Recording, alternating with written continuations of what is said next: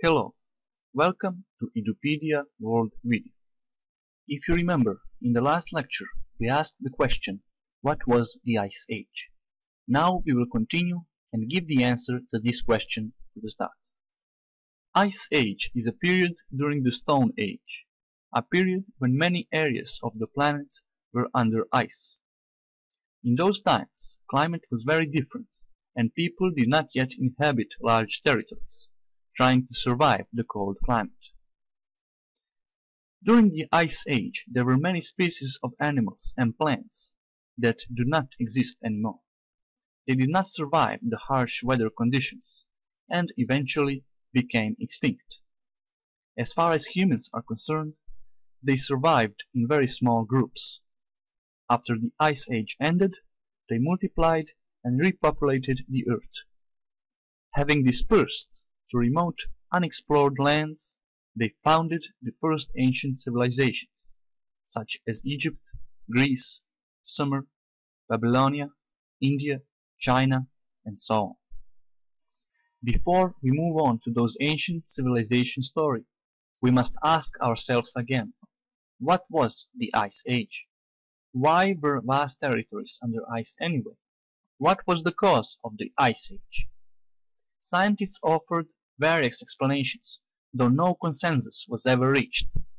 According to the most accepted of those explanations, global Ice Age was caused by a global natural disaster, most likely by a cataclysmic planetary deluge. Indeed, there are numerous ancient documents describing exactly a global flood disaster, which wiped out almost everything from the face of the earth. Only a few people, animals, and plants survived. Let's have a look at a few of those ancient documents. That way, we will see how to use historical sources for studying events that occurred in distant past. The well-known ancient Sumerian epic of Gilgamesh, written down on clay tablets, tells us a story about the great flood that destroyed the whole world. The only man who survived was called Utnapishtim, who looked at the face of the world, and there was silence. All mankind was returned to clay. The surface of the sea stretched flat as a rooftop. On every side was the waste of water. In a Hebrew ancient document, these words were written about that natural disaster that caused the Ice Age. The flood kept coming on the earth, and as the waters increased, they lifted the ark high above the earth. The waters rose and increased greatly on the earth. They rose greatly on the earth, and all the high mountains under the entire heavens were covered. The waters rose and covered the mountains to a depth of more than 15 cubits. Every living thing that moved on land perished.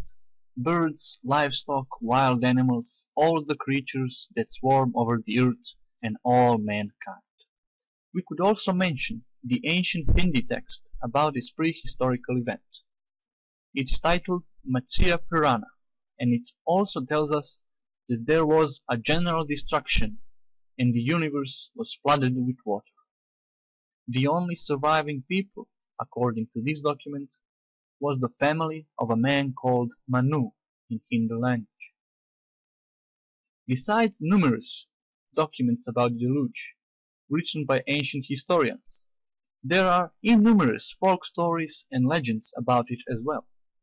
Every single nation on the planet possesses at least one legend about some global flood natural disaster that destroyed almost the whole world and changed the course of human history.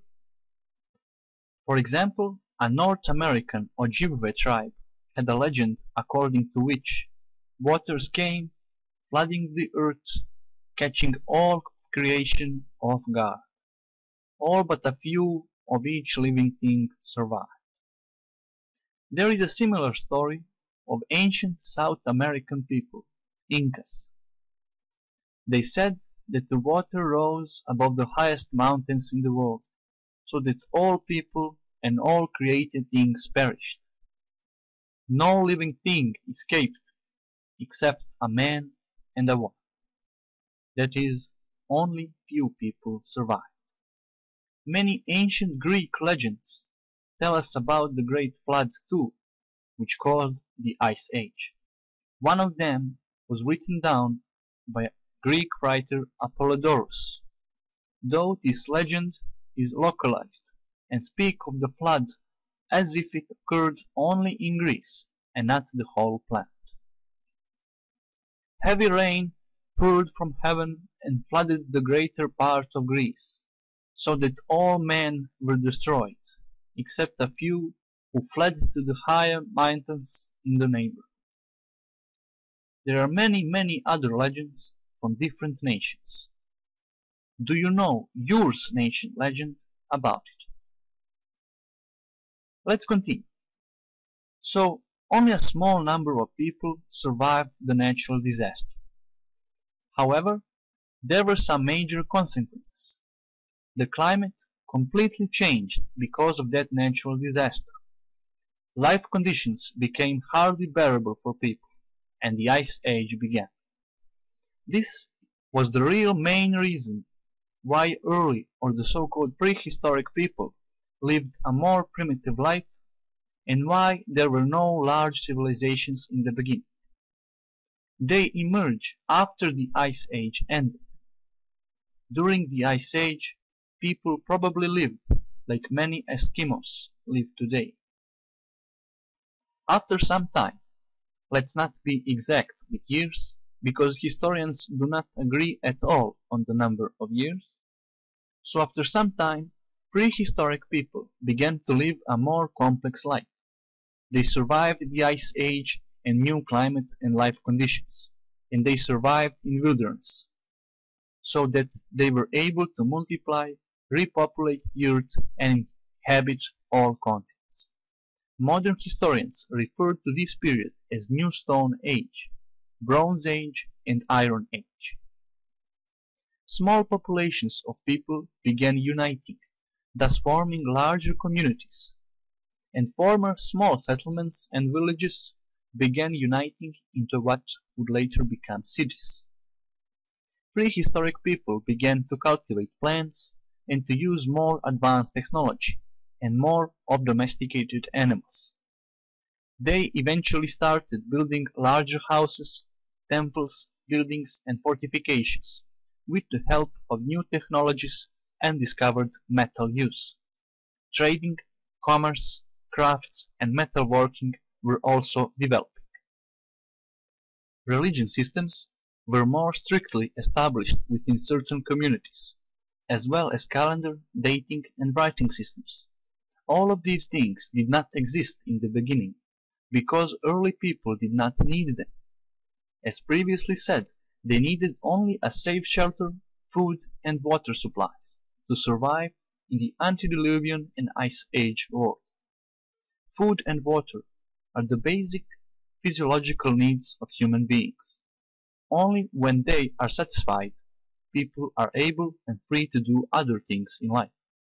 And that is exactly what happened during this prehistoric period. People survived the Ice Age. After it ended, they adapted to new life and climate conditions and were able to easily provide shelter, food, and water for their families. Only after that could they start inventing, discovering, and gaining more and more knowledge about the world they lived in. One of their great inventions, which suited their needs at that time, was the invention of writing. The earliest invented writing systems were picture writing systems, the so-called pictographic scripts. It means they used pictures instead of letters to represent certain ideas, acts, or objects.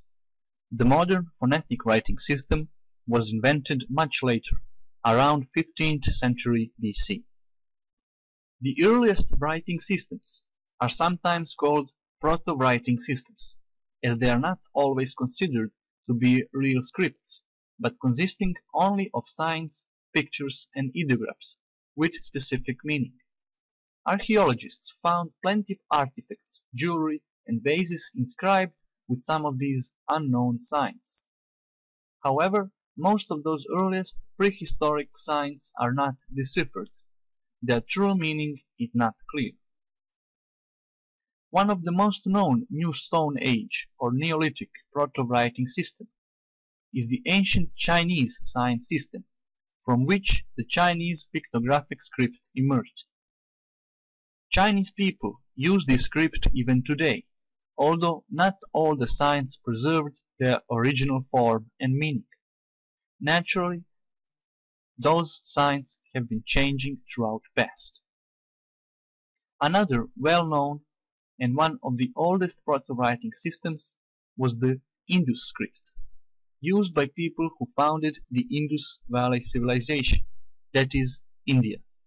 This script, however, was primarily used during the so-called Bronze Age, which is often considered to be the end of prehistoric period. Early people who inhabited the Balkan area of Europe after the Ice Age used similar sign system. Many artifacts were found throughout Southeast Europe with ancient undeciphered signs inscribed on them. That sign system is usually called the Vinča script, named after the prehistoric archaeological site Vinča, near Belgrade in Serbia. And finally, we may mention the most famous writing system you probably all heard of. It is the ancient Egyptian pictographic script, the so-called hieroglyphic signs. Hieroglyphs are not exclusively Egyptian invention, but they are also found in other ancient civilizations, such as Mayan civilization in Central America. We will talk more about the writing system's origin and development, as well as modern phonetic writing system in some other lecture. Now, we will say something about religion systems of those ancient prehistoric times. Concerning prehistoric religion systems, majority of modern historians believe that these systems gradually developed in different places in almost identical way and at the same time. Scientists also believe those early people were very superstitious due to their fear of nature and ignorance of natural phenomena. For instance, when an earthquake occurred, they did not know what was happening and were very scared. Historians believe they invented up gods, spirits, and other mythological non-existing beings because of that superstition, reverence of theirs, and veneration of natural phenomena or celestial objects whose purpose and origin they did not understand. However, we must emphasize again that this is not an entirely correct statement. It is based on assumption that prehistoric people were less intelligent and inferior than people today. Yes, they were indeed superstitious, as many people in later ages were, and as many people are even today, no matter how educated they are, and no matter if you did not notice this similarity. Perhaps the real reason for their fears and ignorance, if we may say so, could have been their fear of experienced global cataclysm and ice age we described earlier. Also, let us remind ourselves again that they were the first people in history, so they had to find out themselves everything about the world they lived in. The humanity did not yet gain enough knowledge and experience in order to transfer them to future generations. In addition, their ignorance and fear of nature and the world they lived in do not prove they invented up gods, mythological beings, and stories about fictional people and events. In other words, if they did fear and did not understand natural phenomena, that does not necessarily mean they invented up their religion systems that way, by inventing things up for no good reason. The origin and development of ancient religion systems will be discussed in more details in our lecture about ancient history, which goes after this prehistoric period lesson. For now, it would be enough to know that prehistoric people practiced religion in almost identical way as people in later periods of history, and even today. The only main difference is that ancient people were more prone to polytheistic rather than to monotheistic religions. Polytheistic simply means they worshipped many gods, and monotheistic religion refers to belief in one god. The difference between these two types of religion is not simply in number of worshipped gods, but the differences are more profound. We will explain them later. Along the population growth and technology progress, some groups of prehistoric people were more prone to plundering and stealing other people's goods and animal herds, instead of producing the food and goods themselves. They used new weapons made of metal. As tribal wars began to occur from time to time, more peaceful groups of prehistoric people began fortifying and building walls around their settlements, in order to protect themselves from the aggressors. Another reason for starting wars could have been food or some other goods deficiency. Some of them wanted to have all for themselves, I guess, while others simply wanted to take someone else's possessions, while doing nothing themselves. Military did not develop as a special type of service to the community, but all adult men physically capable for battle were part of the defense army. It was the rule during ancient history. We do not know much about those wars, though, because there aren't enough material and written historical sources about them, as writing was not yet developed. Besides, there is little historical evidence preserved for the most ancient periods of history, and especially the prehistoric age. From the same reason, historians, unfortunately, do not possess vast knowledge about the most distant past that followed prehistoric age. In the beginning, as only a small number of prehistoric people lived in smaller communities, their worst enemies were mainly wild beasts and natural disasters, not other people, who were also trying to protect themselves from the same adversaries. However, eventually large-scale wars ensued among people, culminating during the greatest power and conquests of the first ancient civilizations of the Old World.